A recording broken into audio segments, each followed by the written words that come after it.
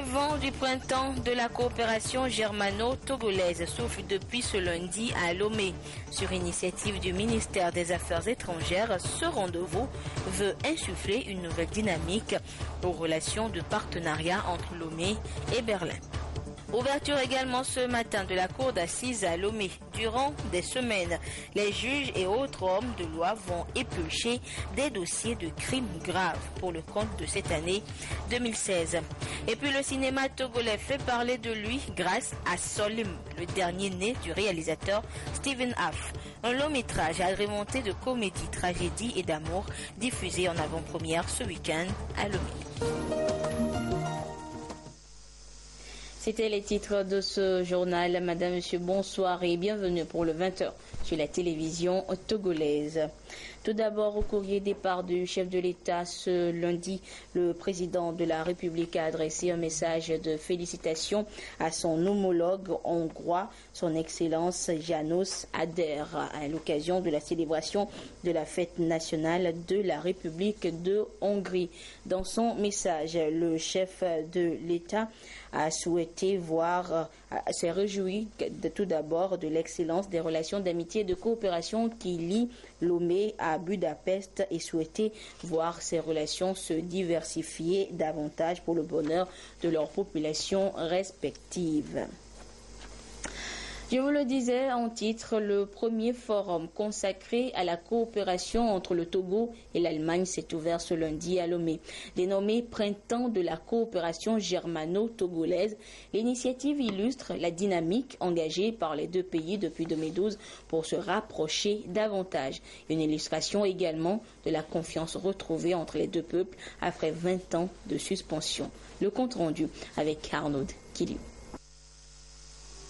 Le printemps de la coopération germano-togolaise est une nouvelle forme de partenariat instituée pour redynamiser les relations historiques entre l'Allemagne et le Togo.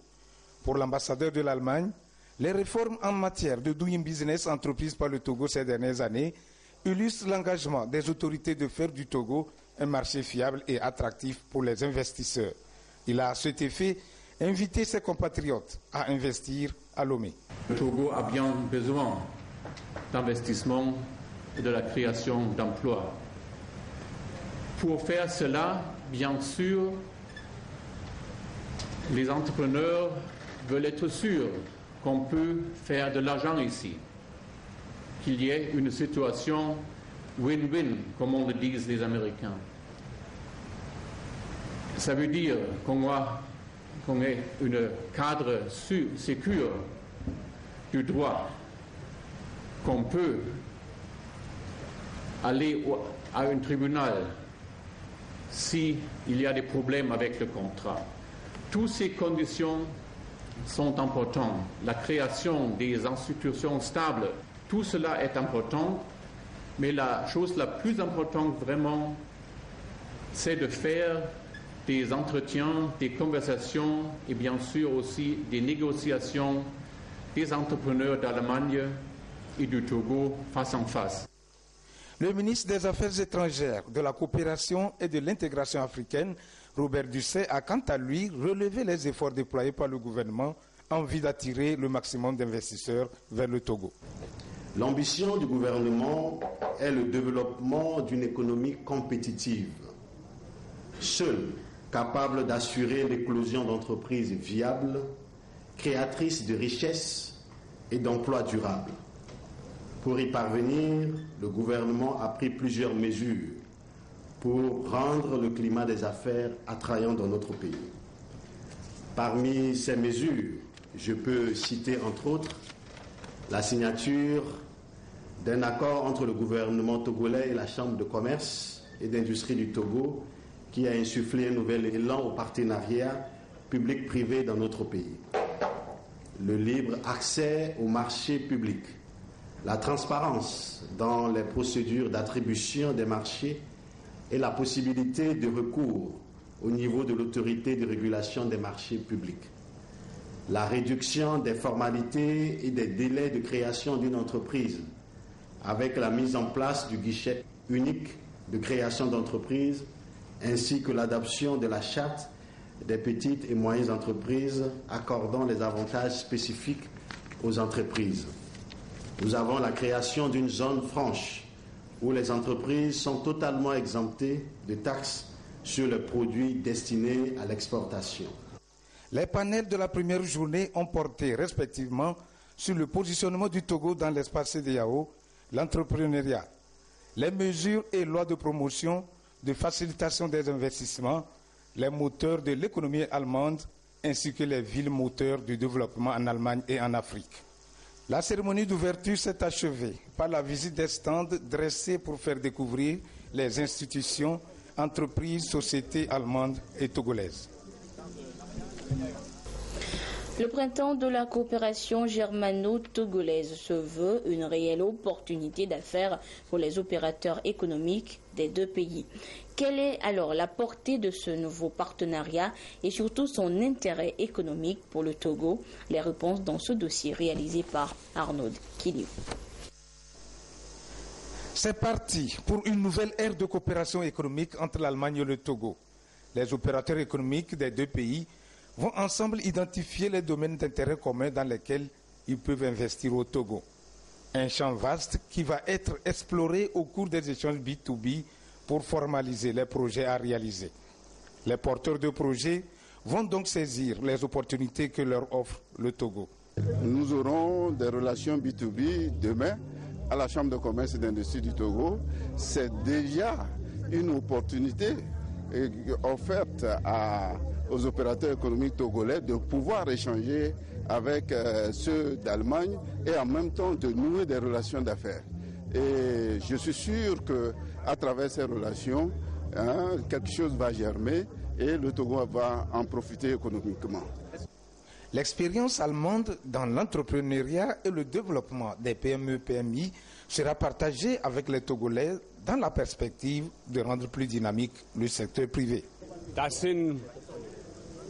sind Unternehmen aus ganz unterschiedlichen Branchen, die davon gehört haben, dass wir Ce sont des entrepreneurs du différents champs qui nous accompagnent et ils se sont joints à nous du secteur de l'eau et assainissement, du secteur de l'urbanisme et dans ces eaux-là, on les a invités de nous suivre. En outre, on a avec nous des entrepreneurs de la télécommunication, de l'infrastructure, de l'alimentation, de restauration et aussi de bureaux de consulting. L'Afrique en tant que continent est un continent très riche en ressources premières et le Togo tout en particulier est un pays qui regorge des ressources naturelles.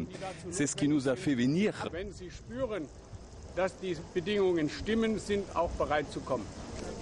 C'est donc une opération de charme de 2 jours à travers laquelle le Togo va séduire les opérateurs économiques de l'Allemagne, première puissance économique de l'Europe. Le printemps de la coopération germano-togolaise est une opportunité pour faire du Togo une destination privilégiée des investisseurs en Afrique de l'Ouest. Depuis 2012, la République fédérale d'Allemagne a repris la coopération avec notre pays après 20 ans de suspension. Et ces dynamiques des relations de coopération entre Lomé et Berlin se matérialisent par l'appui de l'Allemagne au Togo dans plusieurs domaines stratégiques de développement, lesquels Prudence Zissou nous répond dans le dossier de cette édition. Après une vingtaine d'années de suspension, l'Allemagne a repris entièrement depuis 4 ans sa coopération avec le Togo. Cette reprise a été marquée par la réouverture du bureau de la coopération allemande GIZ à Lomé. L'appui de la République fédérale d'Allemagne au Togo est axé dans le domaine de la coopération financière et technique aux fins de la réalisation de projets dans les secteurs prioritaires, notamment la formation technique et professionnelle, l'emploi des jeunes, le développement rural, y compris l'agriculture, la bonne gouvernance et la décentralisation, mais également dans d'autres secteurs tels que l'énergie, l'environnement et les infrastructures. Entre 2012 et 2014, la République fédérale d'Allemagne a investi 66 millions d'euros pour le financement de 3 programmes prioritaires de développement, la formation technique et professionnelle, l'agriculture et la bonne gouvernance. Le financement des travaux d'aménagement du petit contournement à hauteur de 16,5 millions d'euros fait partie de la coopération hors pôle prioritaire, de même que l'enveloppe d'1 million d'euros allouée au Fonds d'études des experts et du renforcement de la formation professionnelle et de l'emploi des jeunes. En 2013, 5 millions d'euros de l'Allemagne ont permis de réaliser le projet RED+, consacré à la réhabilitation des forêts au Togo. La phase de consolidation des projets s'est également matérialisée par la coopération multilatérale. Au titre du 11e FED consacré à la réhabilitation de la centrale hydroélectrique de Nangbeto, la réalisation du projet d'adaptation au changement climatique au Togo, sur une enveloppe de 216 millions d'euros, l'Allemagne a contribué à hauteur de 20,6%. Les dernières initiatives lancées par le gouvernement de la République fédérale en 2014 en faveur du Togo concernent les programmes dénommés « Un seul monde sans faim » pour combattre la faim et la malnutrition, le renforcement des systèmes de santé de base au Togo financé à 14,4 millions d'euros et 9 millions d'euros consacrés au programme sportif. Cet appui multiforme de l'Allemagne au Togo témoigne de la densité de la coopération germano-togolaise et de l'excellente qualité des relations historiques d'amitié entre les deux pays. D'autres projets sont en perspective cette année et porteront notamment sur le développement rural et le renforcement d'autres projets existants sur le terrain. Le soutien du gouvernement allemand aux initiatives de développement dans notre pays est de plus en plus concret. On témoigne également la future unité de soins périphériques qui sera construite à Kouteteu dans le Dankwen sur financement allemand. Et du côté de Pachidé, les populations ont de l'eau potable grâce à un forage à motricité humaine. Le compte rendu avec Nestor Mozo. Un bloc médical avec mobilier, une pharmacie, une mini-adduction d'eau, le tout alimenté par l'énergie solaire. C'est ce qui sera réalisé sur ce site, à Kouteteu, un canton de la préfecture de Dankwen, pour réduire le calvaire des populations de cette localité en matière de soins primaires. La construction de l'unité de soins périphériques de Kouteteu est évaluée à 60 millions de francs CFA. Le financement sera assuré par l'ONG Togo Nouvel Horizon à travers des bonnes volontés allemandes. Les contacts entre l'ONG et ses Allemands ont été facilités par un cadre de la préfecture de Dankwen. Le canton de Kouteteu et ses 18 villages n'ont pas d'unité de soins périphériques. Ils vont soit à Nachitikui à 13 km ou à Kabrou à 15 km. Donc lors de mes visites de terrain, j'ai discuté avec la population et la population m'a soumis leurs doléances concernant leur unité de soins périphériques. J'ai parlé à mes partenaires allemands qui ont accepté à ce que je monte ce projet. Et ils sont venus sur le terrain constater effectivement les faits. Et ils m'ont dit qu'ils vont réfléchir. Et au cours de cette réflexion, ils m'ont finalement accordé une suite favorable. Pour être en bonne santé, il faut consommer de l'eau potable. Ce n'est pas toujours le cas, surtout dans des zones très reculées. À Patidé, une autre localité de Dankwen, les populations ont de la chance. Elles disposent d'un forage. Ce forage a coûté 8 millions de francs CFA. C'est encore le député André Beghem qui a recherché le financement auprès du professeur Kastenbau, une autre bonne volonté allemande. La deuxième vice-présidente de l'Assemblée nationale, elle aussi native et cadre de la préfecture de Dankwen, a témoigné la reconnaissance des populations aux donateurs. Nous tenons donc à remercier les donateurs pour ces joyaux. Ceci vient encore nous prouver combien de fois les relations entre l'Allemagne et le Togo sont au beau fixe. Et nous saluons ce partenariat et espérons que nous aurons à bénéficier d'autres ouvrages pour le bien de nos populations. À l'étape de Kouteteu, pour la cérémonie de pose de la première pierre en vue de la construction du centre de santé, la deuxième vice-présidente de l'Assemblée nationale a offert un vélo tricycle à une femme handicapée. Que ce soit à Kouteteu ou à Patidé, les populations ont été sensibilisées sur les causes, les manifestations et les mesures préventives de la méningite, maladie qui a défrayé la chronique ces derniers mois à Dankwen. Et notez également qu'en marge de cette initiative de printemps de la coopération germano-togolaise, la délégation de parlementaires et hommes d'affaires allemands a visité donc l'ancien palais des gouverneurs en rénovation. Nous reviendrons tout à l'heure en détail sur cette visite dans le courant de cette édition.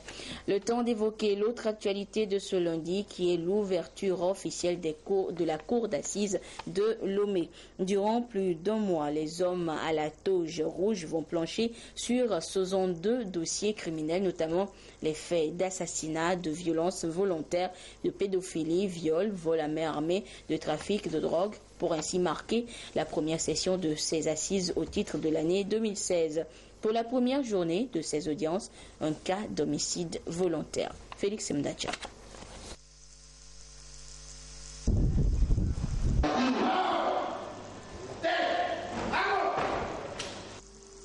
Les audiences de la cour d'assises pour le compte de l'année 2016 s'ouvrent. Un pas de plus pour la justice togolaise et au premier rang, les magistrats, principaux acteurs qui se sont engagés à s'investir afin que les prévenus soient jugés dans les délais raisonnables pour ainsi respecter leurs droits civils et politiques. Pour cette première session, vous savez que depuis 2014, la cour d'appel de Lomé n'a pas pu tenir d'audience d'assises. Nous avons beaucoup de dossiers qui ont été programmés sur cette session. Et nous aurons à juger durant 2 mois environ une soixantaine de dossiers. Donc les audiences se dérouleront tous les jours et au rang des dossiers, traditionnellement les dossiers d'assassinat, de violence volontaire, de pédophilie et malheureusement les dossiers de trafic de drogue reviennent. Au programme 2 sessions et pour cette première, 62 dossiers criminels sont en état de recevoir jugement. Parmi ceux-ci, celui du ministère public contre le sieur Logosu Yao, comparaissant pour le délit d'homicide volontaire. Les faits remontent à 2006, lorsque dans la nuit du 2 au 3 janvier, le sieur Adodo Keji, cultivateur à Tometi Kondi dans le Yoto, a reçu plusieurs coups de machette pendant qu'il était en plein sommeil. Blessé mortellement, la victime décède sans pouvoir indiquer l'auteur de cette agression. Des actes que le prévenu Logosu Yao a avoué avoir commis après que sa mère ait découvert la machette, arme du crime, entachée de sang. Poursuivi pour homicide volontaire, le prévenu a reconnu les faits qui lui sont reprochés aussi bien en enquête préliminaire que devant le juge d'instruction. Devant la cour, l'inculpé a une fois de plus reconnu les faits, les liens aux différends qu'il a eus avec la victime qui est son oncle, différends liés aux affaires de sorcellerie et quelques malentendus familiaux. Toutefois, l'accusé a regretté son acte et demandé l'indulgence de la cour. La cour a reconnu le prévenu coupable d'assassinat et l'a condamné à 12 ans de réclusion criminelle, une sanction qui semble juste selon l'avocat général et l'avocat de la défense. Au vu des faits, la condamnation est normale parce qu'en réalité nous avons trouvé des circonstances atténuantes, sinon le minimum était de 20 ans. La fourchette c'est de 20 à 50 ans qu'il encourait, mais compte tenu du fait qu'on a tenu compte de ce qu'il nous a raconté, de ce qu'il a été coopératif plutôt, il a déclaré les faits tels qu'ils sont passés. Et il a pris des excuses, nous avons trouvé les circonstances atténuantes pour lui. La Cour a donné 12 ans dans un dossier où il y avait la préméditation et le maximum pour ce dossier et pour la préméditation c'est 50 ans. Donc avoir 12 ans, je suis satisfaite, surtout que mon client a déjà fait 10 ans, donc il lui reste 2 ans à purger. D'habitude, les parties civiles sont toujours mécontentes parce qu'ils voudraient que la personne reste tout le temps en prison. Elles ont raison, c'est normal parce qu'il y a de la rancœur, il y a de la haine. Mais le juge, dans l'application de la peine, prend en compte beaucoup d'éléments. Au palais de la cour d'appel de Lomé, les assises suivent leur cours et ce pour 1 mois et demi pour cette première session. Sur les 102 dossiers criminels à traiter, 49 vont porter sur les infractions contre les personnes, 7 contre les stupéfiants et 6 contre les biens. La tenue de ces audiences de la cour d'assises a été possible grâce à la subvention du gouvernement qui a débloqué plus de 110 millions de francs CFA pour non seulement accompagner les efforts des magistrats à traiter au mieux et dans les délais raisonnables les dossiers criminels, mais aussi faire de la justice togolaise une référence et du pays une vitrine dans la promotion et la protection des droits de l'homme. Et toujours pour plus de modernisme du système judiciaire au Togo, les hommes de loi sont à l'école de l'informatique. Pour cette session, ce sont les magistrats des tribunaux de première instance qui approfondissent leurs connaissances en matière de sécurisation des données juridiques via l'outil informatique. Des explications avec la directrice du Centre de formation des professions de la justice, Madame Suzanne Soukoudet. Nous l'écoutons. L'outil informatique est incontournable actuellement dans tout service de l'administration publique et aussi au niveau de l'administration de la justice. Donc, tous les acteurs judiciaires sont appelés à utiliser cet outil pour améliorer la qualité du service rendu au niveau de la justice. Donc, c'est pour cela que le centre de formation, avec l'appui de tous les partenaires qui soutiennent ce centre, a prévu de faire des sessions de formation. Et cette fois-ci, les magistrats qui sont ciblés viennent des juridictions de 3e classe du ressort de la Cour d'appel de Lomé. Ça va changer beaucoup de choses. D'abord, les magistrats seront appelés à eux-mêmes travailler les décisions de justice qu'ils doivent rendre. Et il n'y a pas que les magistrats, mais tous ceux qui travaillent avec les magistrats, les collaborateurs, par exemple les greffiers, vont bénéficier également de cette formation, parce que lorsque le magistrat lui-même rédige sa décision, le greffier ne fera que le mettre en forme. Et donc on gagne un temps fou dans l'administration de la justice. Et on revient une fois encore sur les échos du printemps de la coopération germano-togolaise. Et je vous disais tout à l'heure que la délégation des parlementaires et hommes d'affaires allemands en séjour donc dans notre pays a effectué cet après-midi une visite guidée sur le chantier de l'ancien palais des gouverneurs en rénovation. L'ancien palais des gouverneurs hérité de la période coloniale allemande qui deviendra dans quelques mois un centre d'art et de culture sur le Togo, l'Afrique et le monde. Le reportage est signé Prudence Zinsou. Voici l'image que va présenter l'ancien palais des gouverneurs dans 14 mois à la fin des travaux de rénovation. Un centre artistique et touristique qui sera ouvert au public avec la promotion de la diversité culturelle du Togo. Cette visite sur ce chantier de l'héritage allemand a permis de revisiter l'histoire du Togo depuis l'époque coloniale. La délégation allemande a été tout simplement séduite par ce projet architectural et la volonté du Togo de préserver l'authenticité de la bâtisse tout en lui donnant une vocation culturelle africaine. C'est un symbole merveilleux de l'histoire du Togo et que ce même bâtiment soit maintenant restauré, rénové pour servir à une nouvelle cause dans le domaine culturel des arts et de l'artisanat, c'est une très très belle chose. Au-delà de son aspect culturel et touristique, ce projet de restauration de l'ancien palais des gouverneurs va booster également l'activité économique au Togo. L'ancien palais des gouverneurs, en cours de rénovation, sera transformé en centre d'art et de culture. C'est un projet touristique, culturel, de développement économique dans un parc de 10 hectares. Le lieu sera ouvert à la population et proposera des expositions, des restaurants, un parc, des activités de loisirs. Ce bâtiment, jadis siège de la présidence, puis résidence des hôtes de marque et enfin bureau de la primature, était à l'abandon depuis plus de 20 ans. Le joyau sera livré en septembre 2017. Il prend aussi en compte la réalisation d'espaces verts au grand bonheur des visiteurs.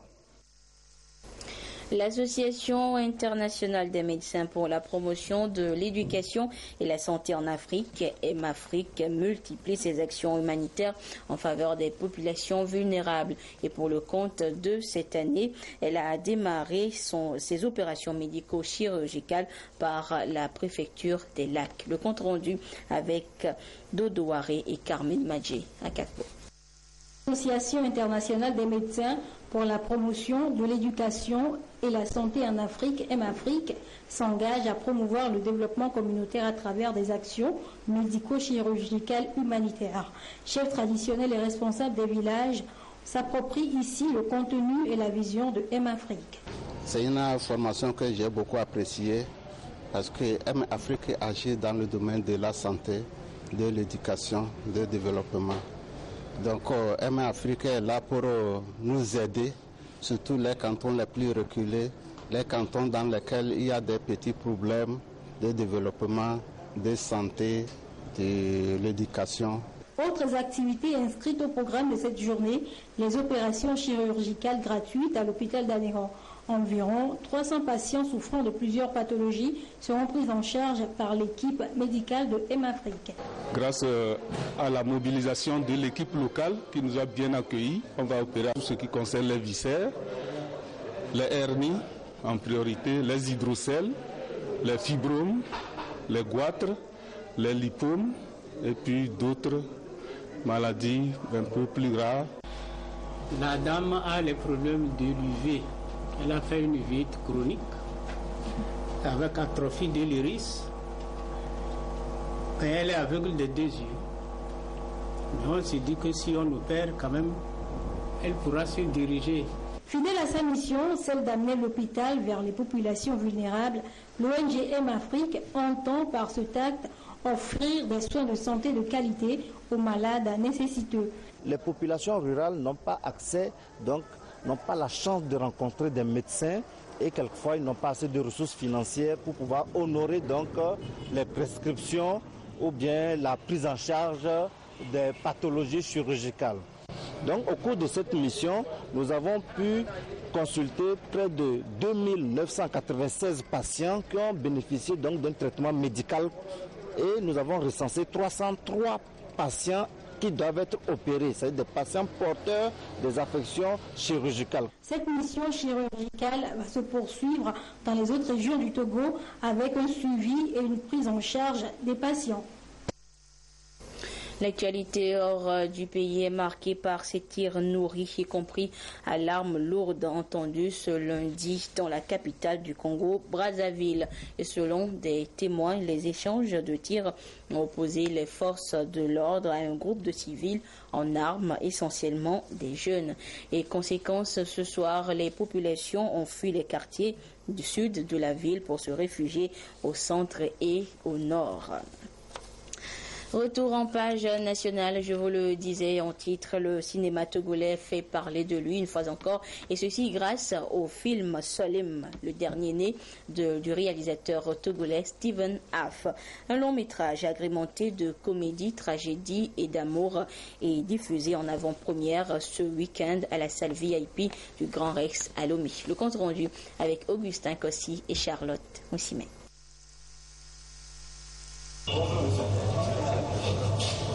Félicitations Solim.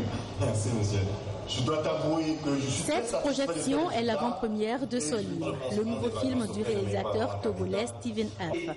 Un long métrage 100% made in Togo qui retrace la vie tourmentée de Solim, entendez Amour, un jeune étudiant en fin de cycle. Il décide de rentrer au village. Chemin faisant, il rencontre une jeune fille dont il est épris. Début d'une aventure idyllique faite de haut et de bas. Je voulais faire un film qui ne parle des sentiments amoureux, qui ne parle de nos désirs, mais de l'effet que ça a sur notre vie. Et surtout, je voulais aborder la thématique de la fatalité. La thématique de la fatalité et aussi faire un film pour montrer que le Togo a de talent, faire un film pour montrer que nous pouvons faire quelque chose, nous pouvons réussir dans le cinéma.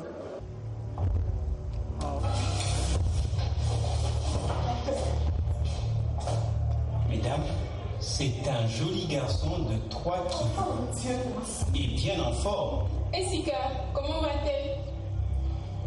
Malheureusement, Dieu a donné et Dieu a repris. Quand on est prêt à tout donner par amour, on peut aussi tout perdre par amour. Ce rôle, l'acteur principal l'a bien incarné avec la complicité de vieilles gloires et des jeunes talents émergents du cinéma togolais. Et le public en est ravi. Le film Solim, franchement, s'il s'agissait d'une compétition, je crois que le Togo peut lever son petit doigt et dire oui, nous pouvons compétir. Parce que franchement, la réalisation, les acteurs, les scénarios et tout ce qui a été dit, ce qui a été fait, franchement, je tire chapeau. C'était impeccable. Je n'avais pas cru que ce sont des Togolais. Franchement, je ne sais pas comment dire, c'était extraordinaire. Solim, un cinéfilm, une fiction. Après Sherifa en 2013, Ton pied mon pied en 2015, lentement mais sûrement et même avec détermination, Foligan Amouzou, alias Steven Afre, psychologue de formation, se taille une place dans le concert des grands noms du 7e art. Et voilà, ainsi se referme cette édition. Merci à vous qui l'avez suivi un peu partout grâce à la télévision togolaise. Retrouvez à 22h30 et Dem ce support pour la dernière édition du journal.